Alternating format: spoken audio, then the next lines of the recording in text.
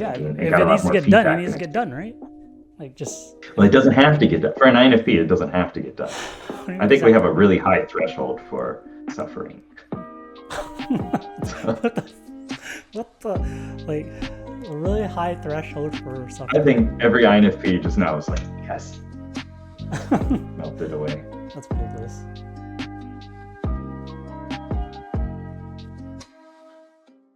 Moving on. The next guest that I have on this channel is the most popular INFP YouTuber with 46,000 subscribers and over 800 videos posted. He's an INFP that does a lot of coaching advice with a lot of stellar reviews. He's someone that most INFP content creators strive to be. He is no one other than Matt Sherman. Welcome to the channel. Welcome to the interview. Hello. How are you? Hi. I'm good. Thanks for having me. Yeah, I'm glad This you're will be here. good. Please take this moment to introduce yourself to all the viewers who might not know who you are. Sure. Well, you already did it. I thought that was good. It felt Nah, nice. I can't do you Um, justice. yeah, my name's Matt Sherman. I make videos on YouTube. I do hypnosis and coaching mainly for INFPs, but we use personality type and a bunch of different modalities, hypnosis and things like that to embrace our personality type strengths. Kind of sprinkle some gaming and geek culture within there too. Yeah, you have a very interesting way of approaching personality types. You created your own system, and it. Can you go a little more in depth about what that system is? A little bit. It actually gets quite deep. But basically, using some modalities from neurolinguistic programming and other change work models, which is all kind of jargon stuff. But I treat these different cognitive functions, these different parts of our personality type, as characters within our questing party.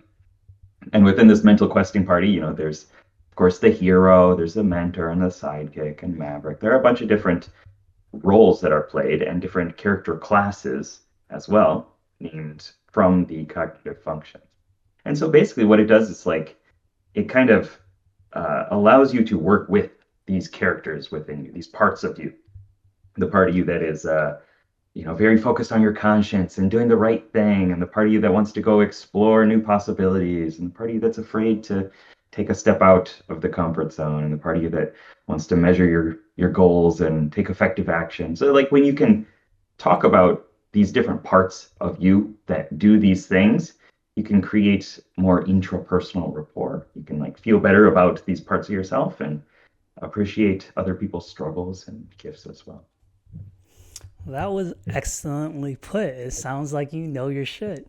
Ladies and gentlemen, let's see if we I can hope so. break Matt Sherman during this interview. No. Before I begin this interview, I do want to call out that Matt is underselling himself. He's amazing when it comes down to understanding your introverted feeling. For a lot of the viewers who are watching and wants to get more in tune with introverted feeling, whether you're an INTJ or you're an FE user who doesn't really understand how to engage with that side of your personality, whether it's because it's part of your shadow function or maybe it's because it's lower in your stack. Matt is excellent. He has great reviews. Check out his website, check out his channel. I'll have it all linked below.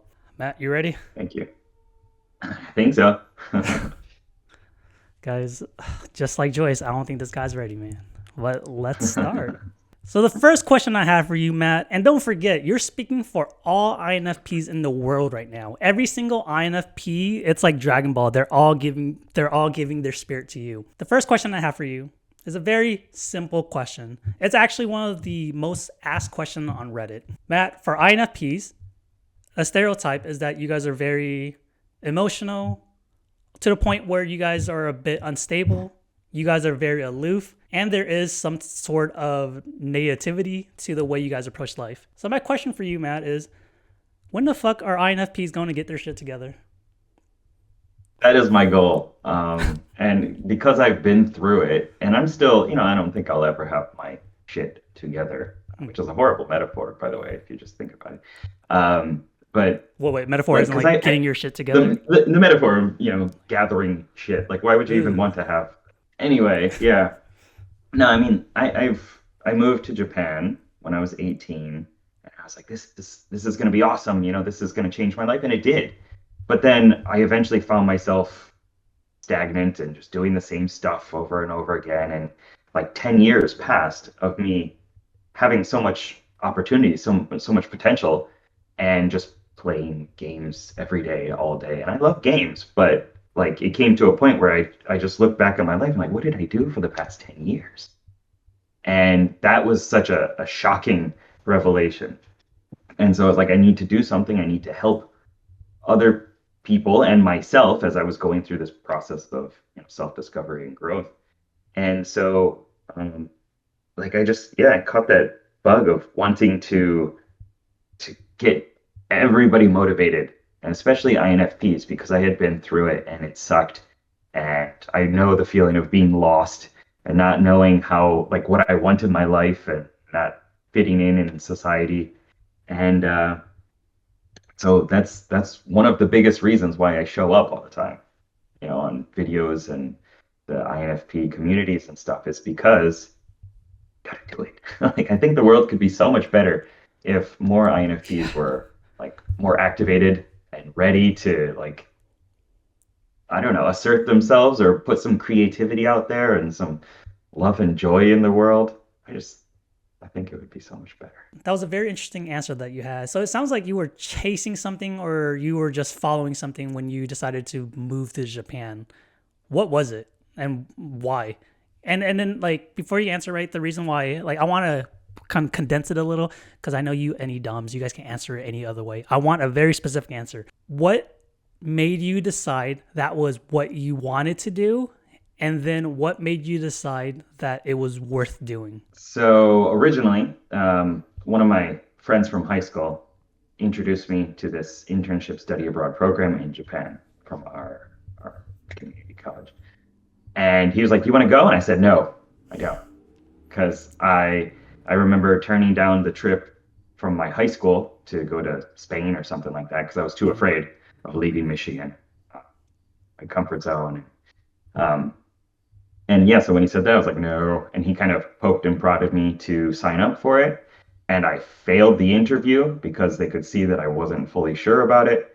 But I was on the waiting list. And through unfortunate turn of events for him, his grandfather passed away. And so he decided not to go. And I was next on the list. And they're like, "Do you really want to go? Can you do this? Are you going to commit to it?"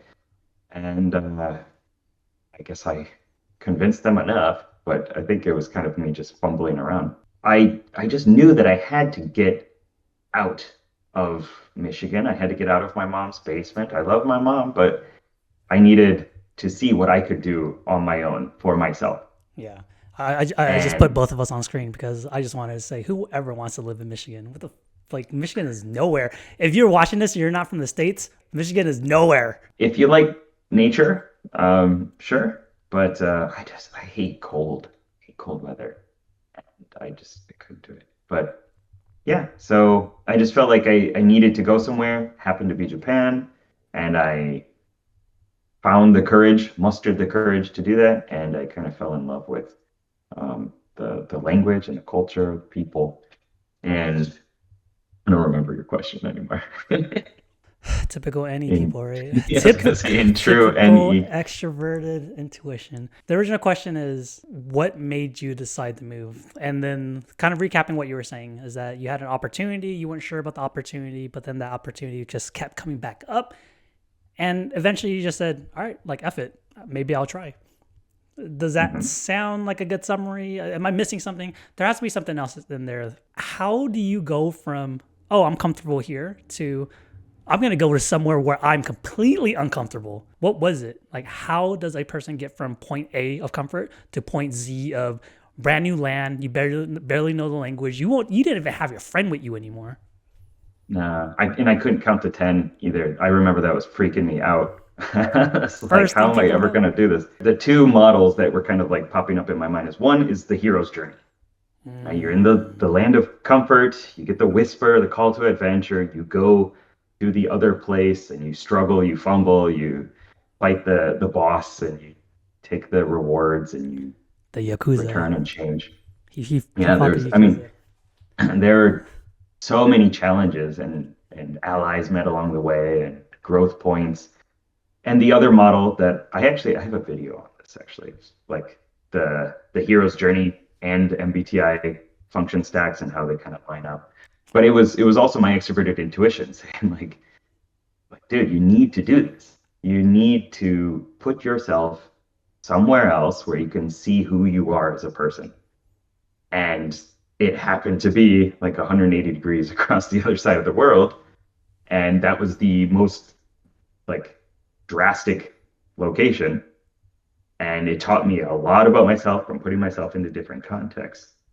And I don't know what I would be doing otherwise.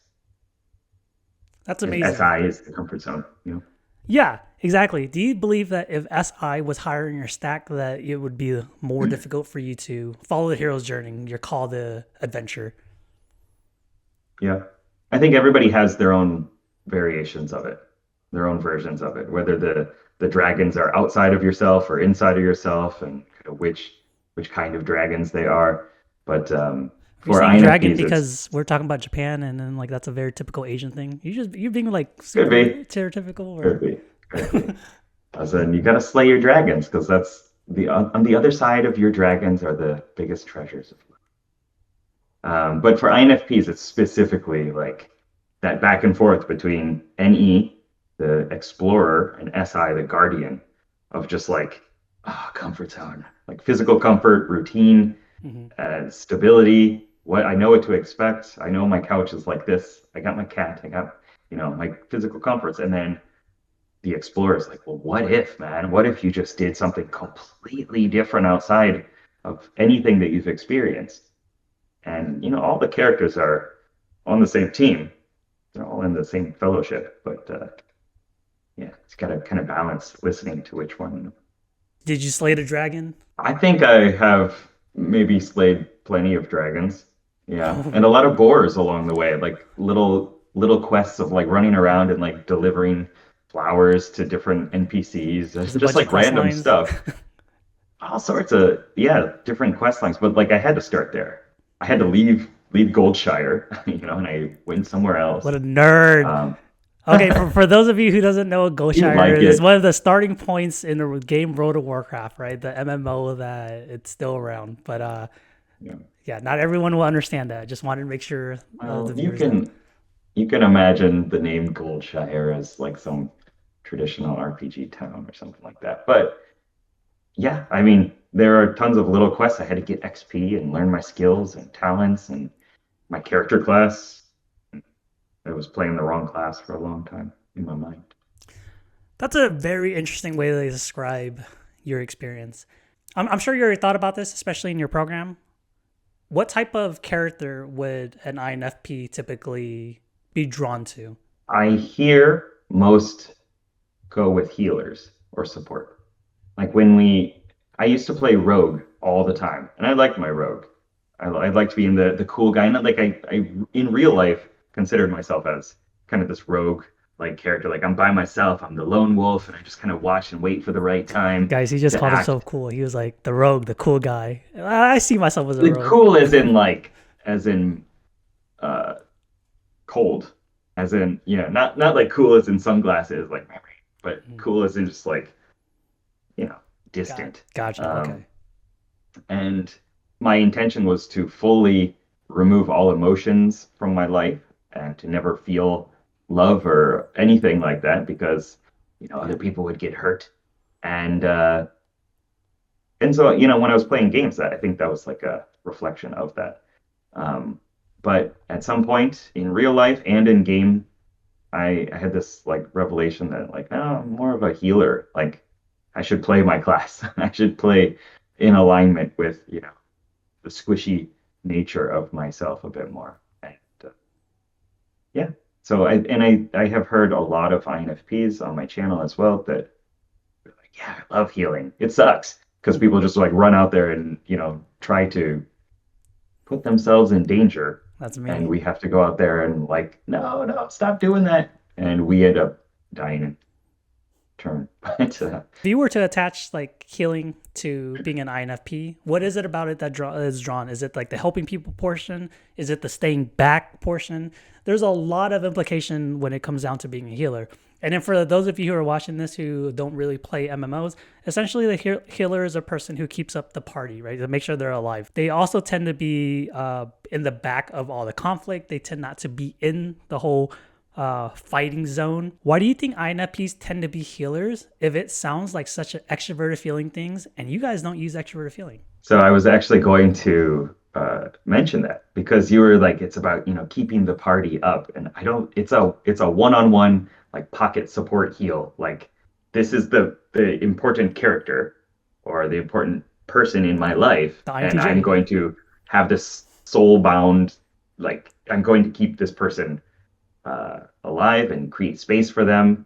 I imagine it more like one-on-one targeted heals and shields and protection instead of like, let's make everybody feel good. All right, it sounds like you're talking about introverted feeling right now, and that's a great segue into the next question I have. So my next question for you is, introverted feeling is known as a very selfish function. What does it mean to be introverted feeling Dom? Does that mean you can't understand other people's feelings and just your own? Or are you guessing how someone else is feeling? It's a very self-focused function. Some people might consider that to be selfish, and I have definitely been selfish before, but everything Who has is it, to right? come from, it comes from my own, understanding of myself first. And then with NE, I can like kind of project that out onto other people and be like, well, if I were in their position, then I would probably be feeling this, or this would be my intention. These would be the cocktail of emotions that I'm likely feeling right now. And then I kind of like ingest that and I feel it myself. And that's how I interact with other people. So it's not feeling their emotion directly, it's going inward and creating my nearest proximate replication of it and then interacting through that. And that takes time sometimes, unless I've already pre-decided, through experience or something like that, or like a clearly decided value, like this is extremely important to me, then it doesn't take a long time.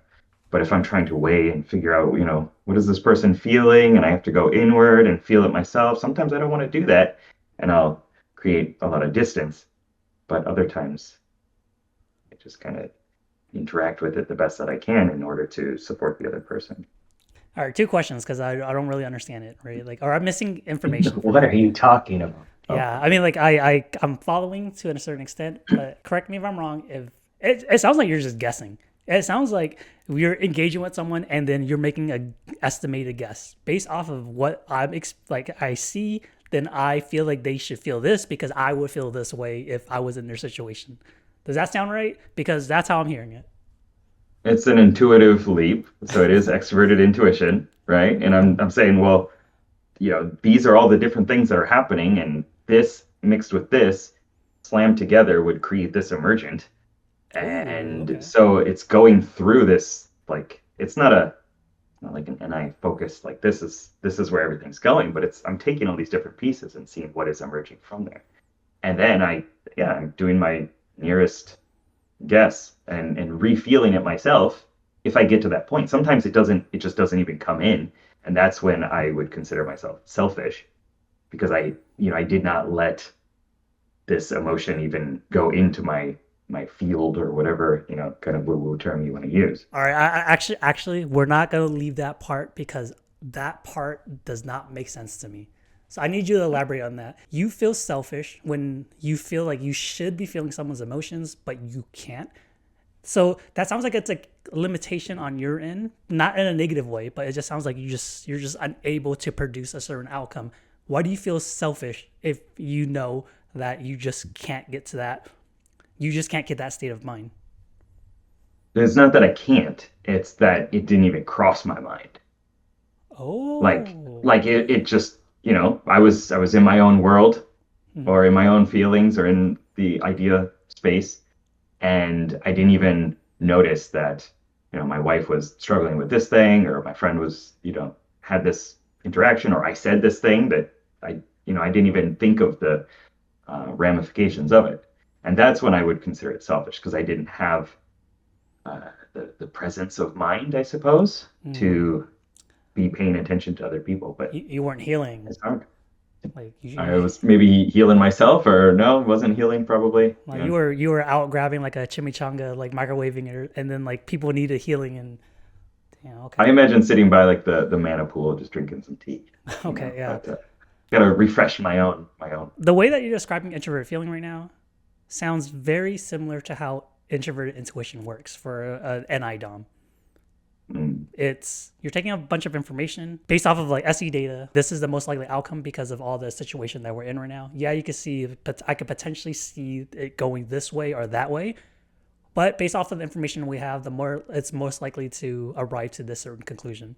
So any is like, boom, here are all the different, like, it could be this. These are all the different possibilities. Mhm. The only reason I can estimate with a degree of clarity in my mind, in my, understanding of myself and everything, is because I've had enough experiences that have taught me how I've been through, like how I've acted in different situations, how I felt in different situations, because I put myself into all these different contexts Mm-hmm. that were completely outside of my comfort zone, that were against some of my values, that were, uncomfortable or completely aligned with my values. And I just kind of like, I have to post process that and rediscover myself every time and, realign and all this other stuff.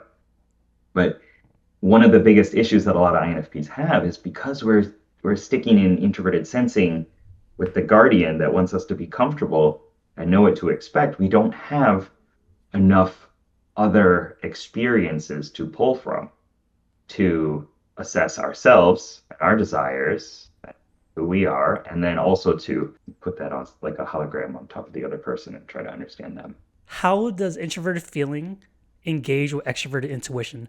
Okay, so I had a lot of other experiences in terms of ideational connecting the dots, different contexts, not physical experiences, because I don't know where I am most of the time. I can get lost 2 blocks from my house. But having all of these different any connections, then I can pull better experiences from my SI. My guardian has a bigger quest log of different experiences that he can say, okay, this one and this one and this one, instead of I have a limited pool of experiences from my SI, and then I'm trying to extrapolate from those. There's less quality in my mind, or quantity, I guess, Mm-hmm. right? So I think that's a distinction that's important. Um, and so which is coming first, or how are they working together, FI and NE? So I call it introverted feeling, the resonating soul, the character, and extroverted intuition, the innovating explorer. So you have the soul and the explorer, and they're constantly talking back and forth. And the soul is like the hero, the main protagonist, and this is where we want to go. This is aligned. This quest path is the right one. This is important to us. And then the explorer, as this mentorly character who has experience in the outer world, is like, well, this is how we can get there, or these are the different possible avenues that we could take, or if you do this, this is what might emerge from there, or this one, or this one, or this one. And so it's like kind of passing that uh, those learnings or ideas to the soul, for the soul to then evaluate through, which one feels kinesthetically better, and then we can go with that. Then my next question, in regards to having introverted feeling as your first cognitive function, is, dude, like FE users shit on FI DOMs all the damn time, especially INFPs. Actually, this isn't A even lot a of shit question. metaphors. This isn't even a question. I'm giving you the opportunity to defend being an introverted feeling Dom. Joyce had a video with INTPs, and half or like a third of the video was them just talking shit about FI. I was like, nah, like you don't talk shit about That's my their FI. eighth function. Yeah, exactly, right. But It's their demonic projection of all the issues in their life. so for everyone that's watching, for all the haters of introverted feeling, and I'm talking about you guys, like introverted thinking users, what do you have to say about, like, what's the best thing about being in a FI DOM? Self-understanding, self-discovery. endlessly being able to rediscover different facets of yourself and live hopefully in alignment with that. Taking the actions to create that is a difficulty, but I would now not trade my personality type for any other. Now, when I was growing up, maybe, and I hear that all the time from other INFPs, like, oh, it sucks to be. But Yeah. now, like, I could not want to be any other personality type. Like, I'm just so happy with the dynamics, I guess, of my psyche. I don't know if that answers it or not, No, or it that didn't. That was defends it horrible, from. dude. Like you did I not don't defend really. yourself. You did not defend Well, yourself. okay, so that's a thing. Also, FI, like, I don't need to defend myself. You can believe whatever you want to believe as long as it's not, hurting other people and your negative perception of, not you specifically, of a cognitive No, I say function that shit too. or people who use that, well, that just makes me feel bad for you, Mm. because if you don't have the ability to put yourself in other people's positions and feel like what they're feeling, because you don't know yourself well enough, then I feel sorry for you. That sucks. Damn bars, but you know what? I'm gonna play devil's advocate real quick. FI DOMs, the ISFPs and INFPs. Are you guys aware whenever you guys are going against what is commonly known as logic? Am I aware when I'm going against logic? Probably not until somebody mentions it, because that is Like not really? the. I'm rational, Yeah. right, in Jungian terms, but it's not logical. It's definitely driven, the ENTPs in my life crazy because Yeah. they're trying to give me this TI, like it's analyzing a depth character and trying to level him up, and I'm just like, I don't really know or care. Um, Mm. like when somebody's like, no, this is the correct word to explain this, it doesn't have all the different like nuances and the flavor and the meaning. Okay, the definition is correct in that sense, but it's not right. It doesn't feel right. It doesn't evoke the emotional state that I want to evoke. So the word is wrong. The word I'm trying to think of just kind of a word that could be used for anything that could also have like fire. The word fire. So we can define fire, but we could also say, well, what does fire remind you of? It could be a campfire, could be a fireplace, it could be your house burnt down and there's issues with fire. Like it has emotional, it's a painted word. It has emotional context attached to it. And so if I choose one specific word because the definition is correct, okay, people can look up the definition and they can see what it says, but it might just be like a too difficult word for most people to grasp, or it doesn't have any like meaning attached to it, feeling attached to it. And I think that's with everything in life, I guess. So as an INFP, would you say that there's a lot of meaning, a lot of emotion to a lot of things that you do? A lot and or all, yeah. I mean, I think there's an All. emotional component to everything. Yeah. And I don't think we realize it as much. Mm. But I think everything has some sort of emotional aspect. And it's like one analogy, I guess, that I like to use is to, again, go back to parts work. And this comes from like Paul Federn was a compatriot of Sigmund Freud, and it's been developed by a bunch of different people, Watkins, and it's basically there are these ingrained neural pathways, okay, that when they get activated, you kind of log on to a part. A specific part has maybe different eyesight, different allergies. They're tested to have different allergies, different emotional connections and memories. And I think FI has a very keen awareness of these parts. And maybe not with that language, but it's like I have all these different characters within me that all need to, maybe they don't need to, but I want to have them have their say in whatever I do. So I Bro, ask this character, I it ask sounds this like you're character. schizophrenic. Like, is This is something that schizophrenia a good word everybody to use has, that? okay? Everybody does this, Hmm. but it does sound like that, yes. Okay. But throughout, you know, daily life, we have about 10 to 15 different parts that maybe become active. Like when you're driving your car and you show up at work and you're like, how did I even get here? Well, there was a part of you that was driving that did its job, and then you showed up, and then another part logged on. When you talk to your family, and when you talk to your friend, those are different parts. When you talk to your cat, you wouldn't you wouldn't go boxing with the same part that you play with your cat.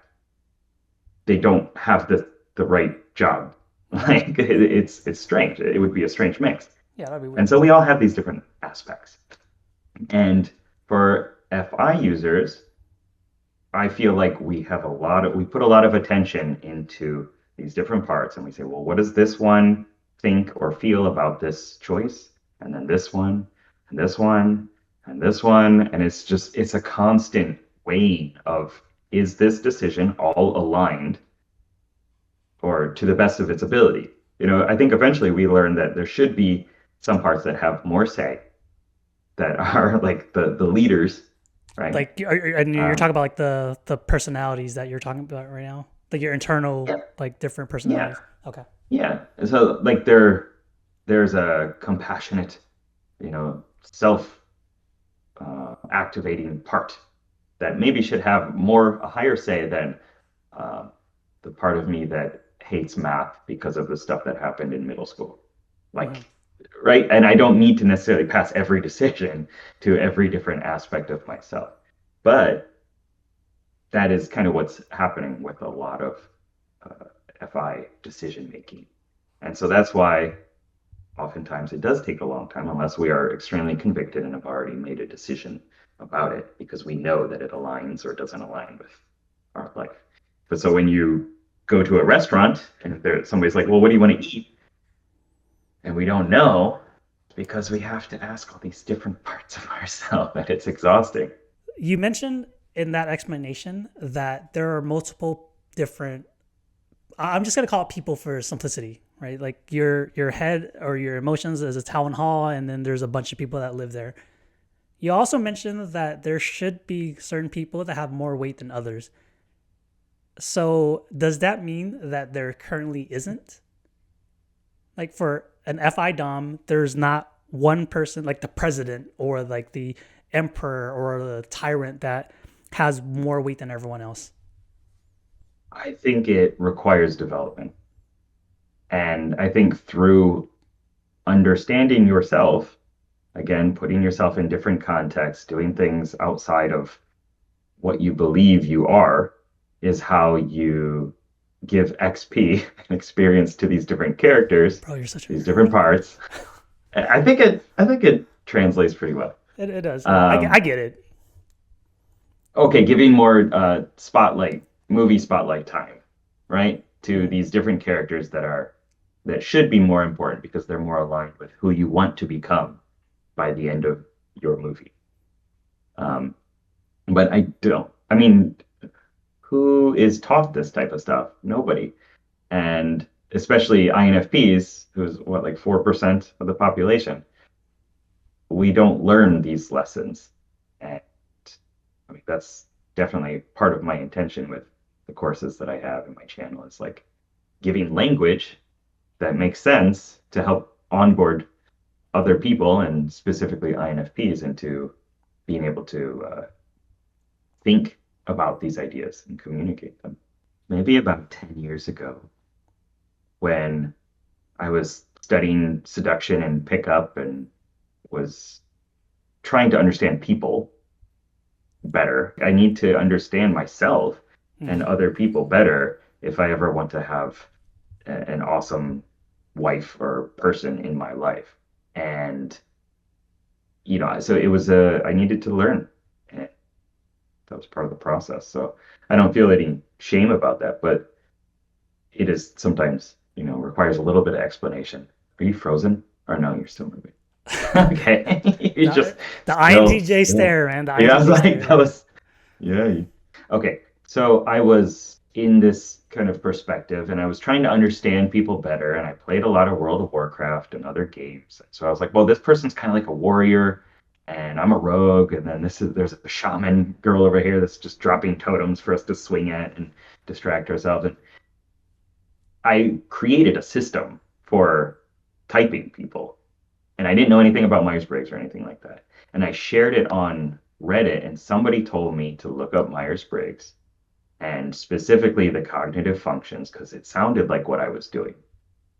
And so I got into Personality Hacker. I was listening to their podcast, and I was like, none of this stuff makes sense.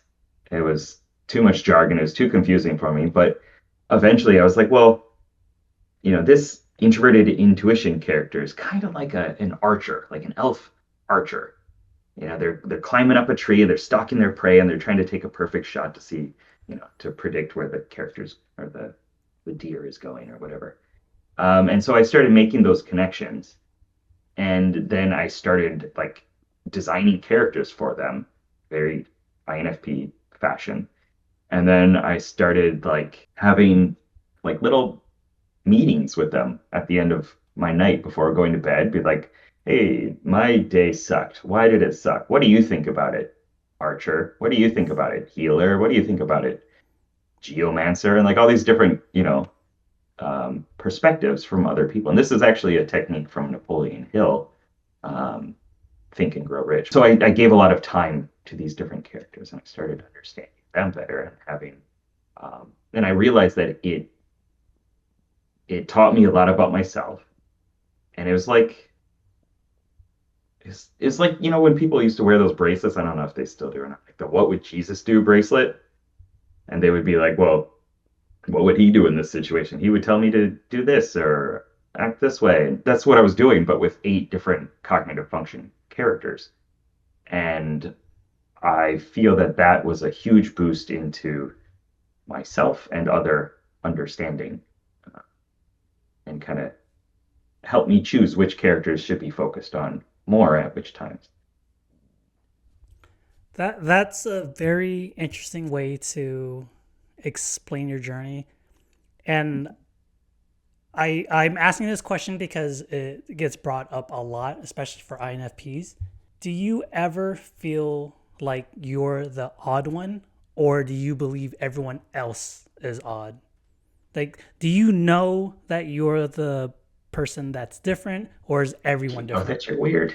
Yeah, like who's the weird one here? Well, I have a video, couple of videos on my channel about, why INFPs feel like outcasts. Mhm. And Explain to me yeah, like in I five, like definitely two or know. three sentence. Go ahead. I don't think that's possible.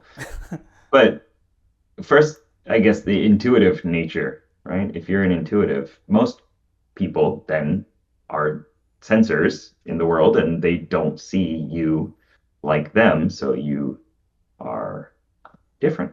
And they're like, why are you always strange? Why do why is your head in the clouds? And why do you think about Does things it this hurt? way? It's just Like, does it hurt you guys when it happens to you? when I agreed with them, it did. But when I settled into myself, which is something that hopefully all of us INFPs go through, is like I couldn't care. I mean, again, sucks to be them if that's their perspective. Um, but when I was younger, of course, I fat within fit within the INFP stereotypes of just being extremely emotional and running out of science class crying and all this other stuff because Mhm. I didn't understand what the heck was going on. But now I'm not like that at all. So when you were crying out of class, where you were like just was it due to you just feeling too much emotions at once? Is it because you didn't live up to a certain expectation? Is it because the world just didn't make sense at that point? What caused you to get to that emotional state? I think all of those.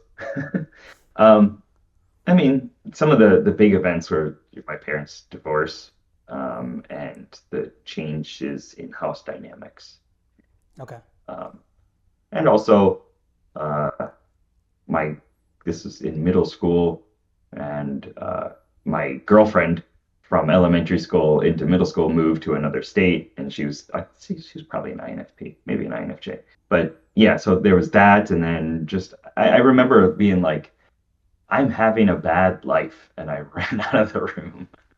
And, I remember my teacher laughing, but it is what it is, and that was my perspective at the time. So my parents got divorced when I was 10, and they're awesome people, and everything was fine, but there were some issues with that, as you would imagine. Um, and since then, I started getting quieter. I started getting more defensive and distant.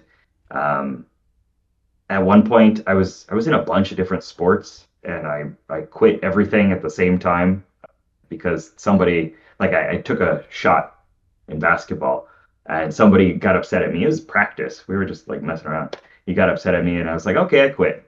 And then I quit baseball, and I quit Boy Scouts, and I just like everything. Everything's done. And it was a lot of just emotional turmoil and stuff. So obviously those choices, those methods of approaching the world shaped who I became. And I played a lot of games, which I mean I did a bit before. I was interested in that stuff, but it was more like distancing myself, and I was walking extremely slow through the hallways and just very, very drained. So that was, you know, a bunch of things that existed until high school, until maybe last year of high school, I was also fat and I got thinner, and somehow moved to Japan and got to kind of again rediscover myself and kind of see a different aspect of myself because nobody knew me there. It was a completely different, world. If you go to a different environment, you can do different things and believe different things and be a different person, of If course. you can give one advice for INFPs who are going through a similar situation that you were, what would you tell that INFP? Well, basically, things will be okay. Just keep showing up, use your creativity, use the strengths of your personality type, and things will be okay. The the only time that things will not be okay is if we give up. And INFPs, I'm pretty sure, have the highest suicide rate, and I understand why. It's definitely something I considered throughout my life. Um, and I'm not condoning that. I don't think that's the right way to go, of course. But if you keep showing up, you keep working on yourself, I fully believe things will be okay. And you can be happy, you can be healthy, you can make an impact on the world. Of course, it's a challenge, but it's not meant to be easy, I don't think. Thank you for being very honest. That's one of the things that I love most about INFPs. Having introverted feeling in our third slot for an INTJ, it's difficult for us to engage our own introverted feeling, but it's so comfortable being around other like FI users. It's Mm. it's honestly it's like looking at someone who has mastered a craft that you're just slowly getting into. Um, so with that being said, it's very common for INFPs to date INTJs. Why do you think that is? Besides the fact that I know we're cool as shit, like that's a given. That's a given. I was waiting for that. I can see the appeal to INTJs. I mean, as you're kind of mentioning, there are a lot of interesting dynamics. And I think a lot of INFPs are very intrigued by introverted intuition, um, although it feels slow and not exciting until you start to appreciate it for what it is. Wait, wait, As wait. for and Introverted intuition feels slow. What does that mean? it feels like okay, it feels slow and passive. Um, Mm, Extroverted intuition is like I feel like I need to put more, like if I just generate more ideas, mm-hmm. then this idea and one of these thousands of ideas, one of them will connect, and then I'll have the novel answer to the thing that I want. As Dario Nardi says, introverted intuition is about novel questions, and extroverted intuition is about novel answers. And Mm. before I started self-hypnosis and that kind of studies, I didn't appreciate NI like that. Now I can be okay. I Hey, can generate a bunch of ideas and then not just be everyone can like, be as cool as we are. Just saying. now I can just task my mind to like sift through it, and when the insight's ready, it'll come out, and a lot more patient with that. But still, Mm. like, oh man, I just need to put more energy, more effort in there. So that is one appealing facet of INTJs. And also, as I mentioned before, when I was younger, like in my 20s, up to late 20s or so, I wanted to be robotic. I wanted all my emotions gone. I didn't want to feel anything. Yeah. And I think INTJs can come off as that, right? And they're supplementing our inferior strategizing commander extroverted thinking with a skill that you have, right? And so Yeah. it's like, please take care of me, like guide me, help me get these things done because I don't know how to do it. I got this little level 3 AI character running around that's not, capable of doing TE stuff. Yeah, I So actually I made a video about INFPs, and then that's something I called out too. It's so fucking cute when an INFP uses extroverted thinking. As an INTJ, we're not the best at it compared to like the ESTPs or ESTJs or the ENTJs, but it's still a huge part of our life. So when we see someone who is typically not a TE user use extroverted thinking, it's either the scariest shit ever because you guys are using it very aggressively, or it's the cutest shit because you guys are like stumbling on things that should, like, if you have a good grasp on it, you shouldn't stumble on. if I think of my commander, my TE, it is, as you said, overdone often, and it comes out with like anger, like I know this works, so I'm just going to do this thing. It's very impatient. Or I've got 3 items on my to-do list. I think I can get it done. And like it's this like yeah, childish kind of ability to achieve goals. A lot of INFPs feel that when we understand ourselves fully, then our life will be okay and we can, pursue the job that we want and the career that we want, and we'll get everything in order and control. When we understand ourselves fully is FI. Then we can do all the TE stuff. But really, like that's extremely important. But actually, you could also work on, a, achieving and accomplishing these goals, and then figure out yourself in the process because you're always going to do that anyway. Yeah, because that's weird as shit. Because as an INTJ, we do the opposite. We're going to do everything that we need to do to be comfortable first and then figure ourselves out later. Well, that's definitely like as I've worked on creating a business and learning skills that will serve me for the rest of my life and copywriting and how to speak properly and how to write different stories or whatever it is, like I had to learn a bunch of skills that aligned more with who I want to be and who I am than if I just were sifting through my feelings without actually doing anything. Because Yeah, again, I if got a it lot needs to more get done, it feedback needs and to get done, right? Like just well, it doesn't have to get done. For an INFP, it doesn't have to get done. I think we have a really high threshold for suffering. what the what the like a really high threshold for I suffering. think every INFP just now is like, yes, melted away. That's ridiculous. How does a person, especially extroverted thinking users or just thinking people, like the extrovert thinking users or introverted thinking users, how do we not offend an INFP? Because that shit happens all the time. It happens all the damn time. I offend other INFPs too.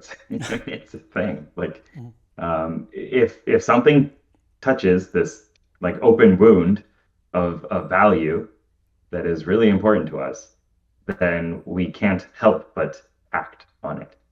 And usually, I mean, if we're upset, it's because we feel hurt in some way. I think everybody's, we get upset because a value has been violated. So knowing the INFP well enough to not do those things is probably the way of doing it. But I don't think you'll ever know the INFP that well because we also feel like we don't know ourselves well enough because we're constantly dealt to try to understand ourselves more and more. Yeah. Honestly, as an INTJ, like growing up, like my having an INFP in my entire life, sometimes INFPs feel like a ticking time bomb. It's only a matter of time until you guys explode. Is that just a very condescending way of looking at an INFP? It might be true as well, but I think important thing is if we are like emotional ticking time bombs, it's because we are not doing enough introverted feeling, soul aligned stuff that resonates with who we are as a person. And we're not being creative and expressing that with extroverted intuition, the explorer. We have to do music or art or writing, some form of self expression in a creative fashion. For me, that's what the YouTube videos are. Like, this is me talking about things in a way that I find interesting. Mm. Um, if with any personality type, if we are not appreciating and utilizing our dominant function for a long enough time, then the inferior function breaks through like the Kool-Aid man and just wrecks everything. And that is what happens a lot, especially, we can blame the world for it. We can blame American culture or whatever, like ESTJ culture wants us to do all these things that are extremely focused on our extroverted thinking, which is a weak point. We have an inferiority complex around it and an aspirational sense as well. Um, but so if the INFP is in that way, then it means they need some more time for self-discovery and self-understanding. And that can be a lot of time. I would be home by myself all day, every day, if that was a choice and I didn't have a family, because there's so much to delve into. So making sure that they get that time is really important. Just like for you as an INTJ, if you don't have introverted intuitive time, then Yeah, I'll lean explode, dude. over I towards would fucking, extroverted I would explode. sensing. Yes. Just, I'm just gonna let everything go. I'm gonna do whatever I want, and reality approaches very quickly. Then, and it's not your best state. It's not utilizing your character class to the best of its ability. So then what I'm hearing, just, and then like, correct me if I'm wrong, then, is if an INFP gets triggered by something that someone says, it's because the INFP accepts that it might be true. Because the INFP, if they know themselves enough, then they would know that it's like that person's wrong. Does that sound correct? That was one thing that I was thinking of, and it's something I've heard from another INFP. Yeah, she mentioned something like that about it. Like, if it wouldn't offend us if there wasn't that seed of maybe it's true. Just as a strange example, if somebody said that I am like I don't know myself, or I'm not creative, and if there was a seed of doubt in there, then maybe I would start to worry about that. I have been called not creative before, and that was a kind of a sore spot because it's that mix of NE and SI. It's like, am I really like, am I utilizing this skill? I don't know. Maybe I'm just a boring blob.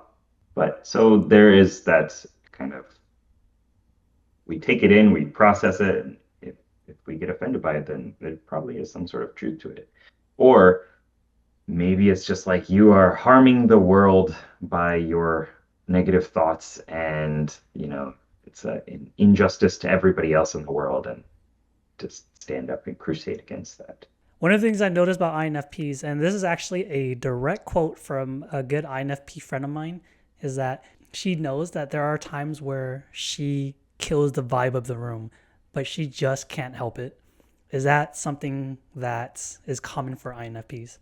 Like, Probably. you guys are aware that the vibe is shifting based off of like the way that you guys are reacting to your emotion. And I'm not saying it's a negative thing, right? Because if you're feeling something, you're feeling something. But are most INFP, do you think INFPs are aware that the vibe or the aura or the atmosphere changes based off of how you guys react?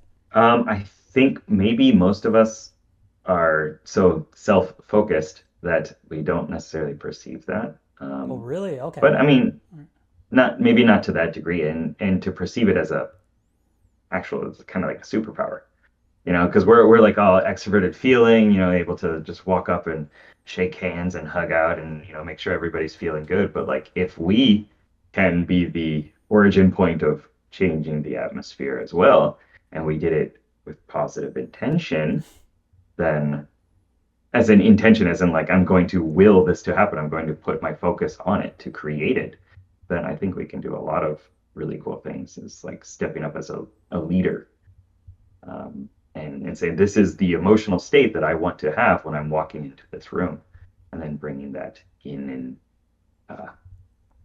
resonating it, emanating it out. But other times, yeah, it can be a downer. This video is getting kind of long. I'm gonna end it with one final question, and it's a question that I think is the most important in this video. And for those of you who have made it to the end of this video, first, I want to remind you, don't forget to check out Matt's YouTube channel, and I'll link a bunch of links below so you can get to his page. But Matt, final question. Are you ready? And it's the most important one, by the way. I think so. My stomach's growling. So Oh, my shit, stomach's we need ready. to hurry up then. All right. The final question I have is, what is the best part of being an INFP?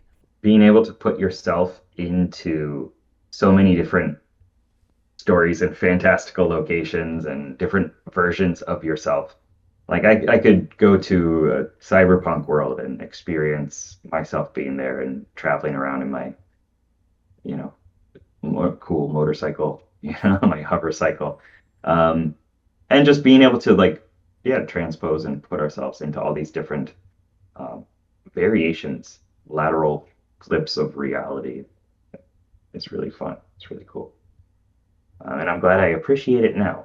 I think I speak for all INTJs. That is one of the coolest things about INFPs. You guys really are one of the mind mates for INTJs to be able to think about all the intuitive possibilities out there and also not feeling like we're the odd ones. Thank you again for being part of this interview. I really do appreciate it. Again, I'll have all the links below. Matt, do you have any words of wisdom that you want to part with before we part ways? Yeah, it sounds a bit cliche, but that's okay. Whatever anybody's personality type is, whatever your character class is, like it is really important that you appreciate it and you live into it and you use your strengths. And you're going to have some weaknesses. That's the cost of specialization, and that's okay. But like if if you're an INTJ and you don't like your personality type, or an INFP and you're like, "Oh, I wish I was an ENTP or something like that," you are not bringing your gifts to the world. And you can't have a whole world that is all the same character class, a whole raiding party that is just warriors or something would not work out. So, it's really important that everybody just like learns to appreciate themselves and show up with their strengths and their struggles as well. And it's a journey, right? It's not easy. It's not like, okay, I'll just do that now, right? There's a process that needs to happen, but the more time and energy you put into that, developing yourself, I think just life gets so much better for you and for everyone else. That was lovely. I agree with that. Engage with extrovert thinking, get outside, engage with the damn world, INFPs. Thanks again, Matt. I really do appreciate it. Like, thank you everyone for watching and getting to this part. Just, yeah. Bye, everyone. Bye. Thanks, John.